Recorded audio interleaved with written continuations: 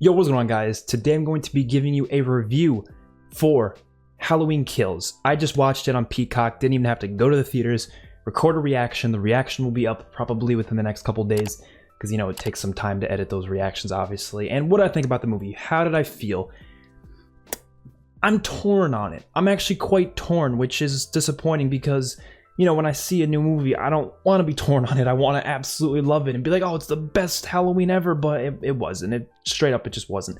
Was it bad? No, not even close. It was definitely not anywhere near the bottom of like a Halloween ranking or something. Like, it would be definitely towards the top. I would say at least the top 5, maybe even top 4. I don't know. I have to really think more in depth about it, but I don't think I liked it more than Halloween 2018, and I definitely didn't like it more than the original. I'll just say that right off the bat. Now, there's a lot of great things about it, some of which are the best stuff we've ever seen in Halloween, to be honest. Like, there's some things about it that I think are the strongest out of any Halloween movie, but then some of the stuff is just not good.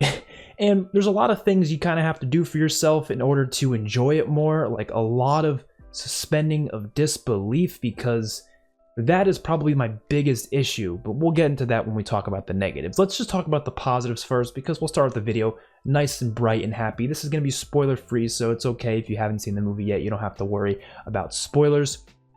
Some of the best things about the movie were the kills.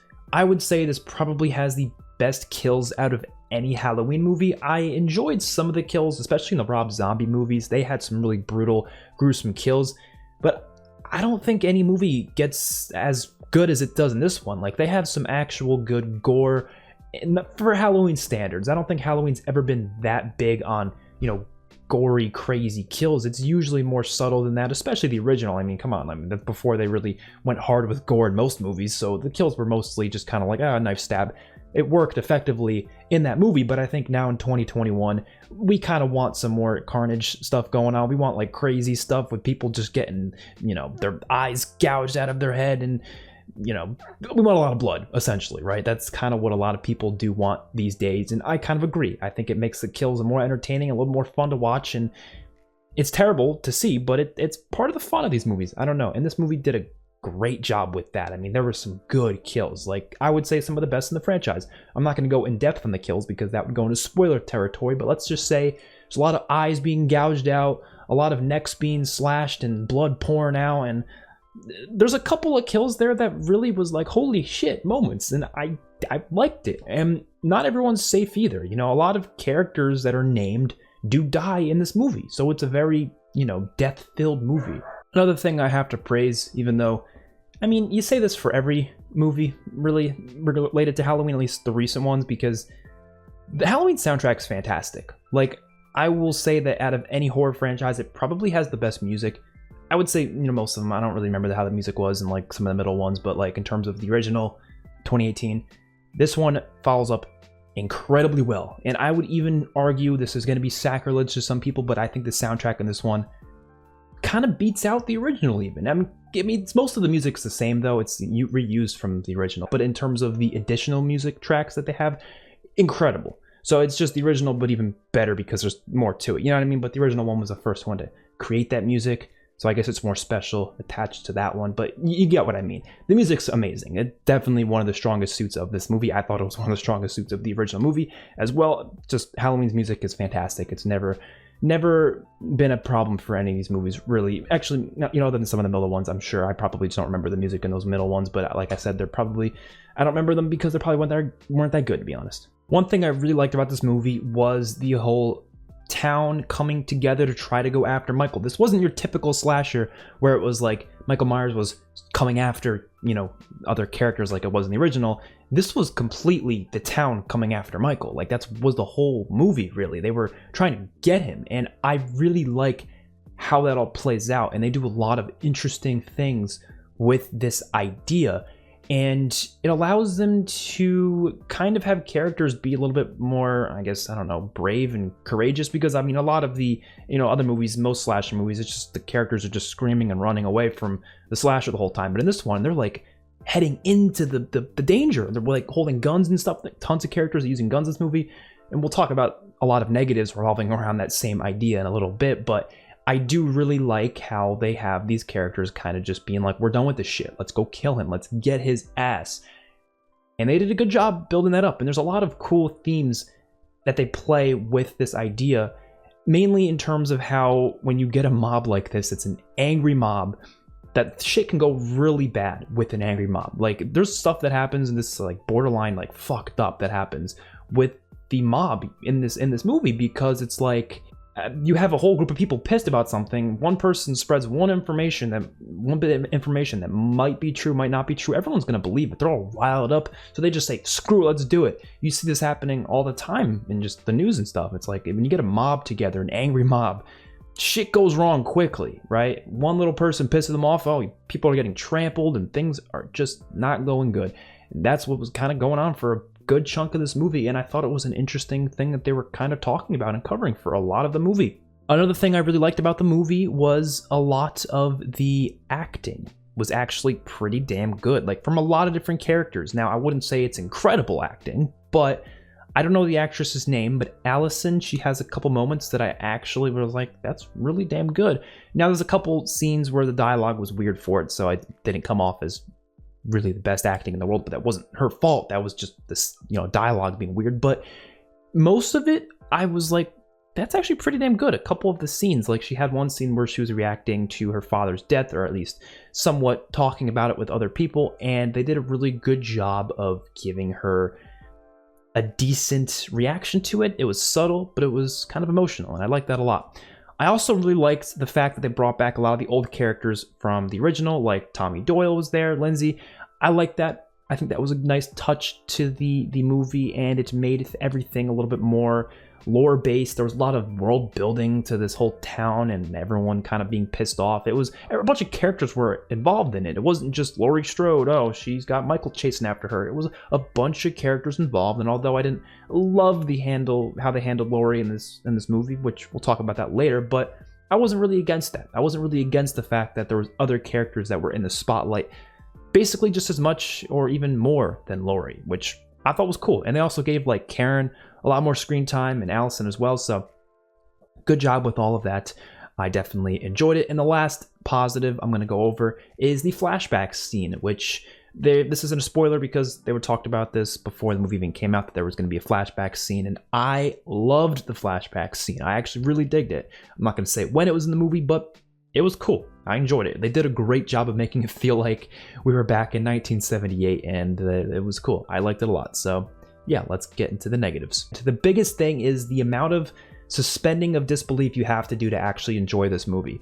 I know it's a slasher. These movies are not supposed to be serious. They're not supposed to be like, oh, this needs to be a completely realistic movie or anything. It doesn't need to be that.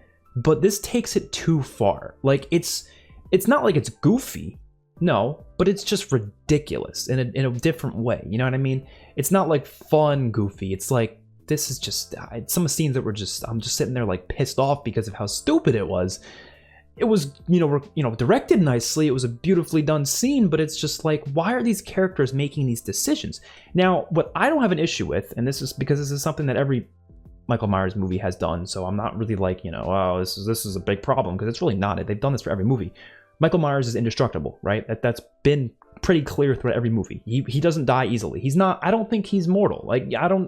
They touch around this idea a little bit in this movie, but I don't think he's mortal. I'm pretty sure this man has some sort of like supernatural element to him, some evil force in him that's making it so he can take a lot of damn hits. He can take knife wounds to the back and all sorts of crazy like injuries. And ever since the original, that was the case. I mean, he got shot a couple times by Loomis and he still survives. So it's been, pretty much clear since the beginning that yes, this man is not normal. He's not human, at least in my opinion. That's my interpretation, right? So I have no problem with him being really hard to defeat in that way.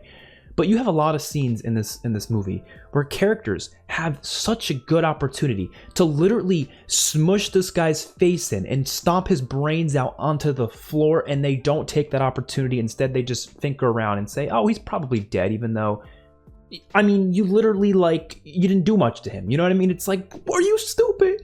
Or the fact that Michael literally walks everywhere, I still think it's cool. It's a, personality element to him where he just walks everywhere, but I would find it so much scarier if Michael was sprinting at you full force.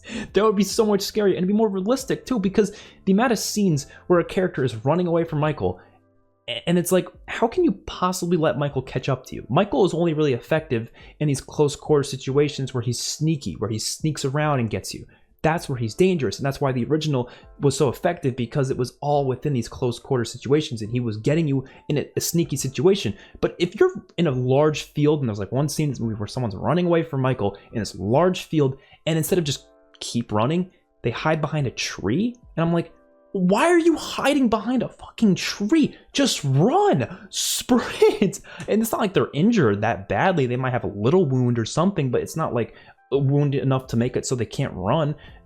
You have to write it in a way that makes sense, and I don't think the writers do that very effectively, because they know it's a slasher film and they know most people don't give a shit, but I kind of do.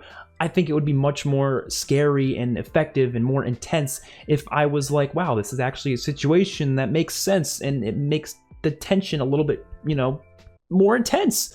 Because if I'm thinking the whole time like this character could have done this or that or this, it kind of takes away from the moment a little bit. And I feel like this movie did that a lot, where I'm like, why is this not happening? One scene that we literally see in the trailer, so it's not much of a spoiler, the scene where he escapes the house in the beginning with the fire, and you have the firefighters all there and such, and they come out, and it's like there's like fucking 10 firefighters, and Michael just takes them all on and kills all. Like, what? They all come one at a time, rather than just coming all at once to easily get him. They all come one at a time and get taken out. It's like, you couldn't just like, I refuse to believe people are that dumb. It's too much suspension of disbelief. Another thing I didn't like, some of the dialogue was just really cringy. It wasn't bad dialogue, but it was just cringy. It was like the amount of times a character says, "Evil dies tonight." Evil. It's like, I don't know. It just sounds like weird. It just doesn't. It doesn't come out right. I guess it's not the actor's fault. The acting was perfectly fine, but it just comes off as weird. It's like, what? Like, even a lot of actors in the movie who are really damn good, some of the lines that they're given are just like, well, they're just off. You have to watch this movie for yourself, but I did not like a lot of the dialogue. Some of it was great and fine, you know, for most scenes, but some of it was just like, what the fuck is going on here? And last negative I have, although I said this before, I didn't mind that Laurie Strode wasn't really doing all that much in the movie. Again, I don't want to get spoilerly with what happens with her, but I just didn't love the fact that, I mean, she didn't have that big of a role, you know, especially because it's Laurie Strode. And I feel like they could have done a better job with exploring that. And again, I'm not going to go in depth because I don't want to go into specifics. But there was definitely more there that I feel like they could have done with her character in this movie, but they just didn't. That's all I'm going to say. Yeah, that's Halloween Kills for you. It's a fine movie for the most part. Like, I enjoyed my time watching it, and I thought it was entertaining, and it's definitely one of the ones I'm gonna want to rewatch. But at the end of the day, I don't think it was better than the last couple ones, 2018's. I don't think it was better than the original, obviously. I don't think it was even better than Rob Zombie's Halloween, honestly. I'll throw that out there, but that's just my opinion. I'm gonna give this movie a 7.8 out of 10, which is not a bad score by any means. That goes to show it's a good movie. It's just not great. It's not quite there yet. Once you get into the 8 out of 10 range, that's where I consider the movie to be great. But right now, I think it's almost there. But it's a good movie, definitely. So hopefully you all enjoyed. Let me know your thoughts about Halloween Kills in the comment section below. If you want to see my reaction, that'll be available in the next few days posted. So yeah, hopefully you all enjoyed. Peace out.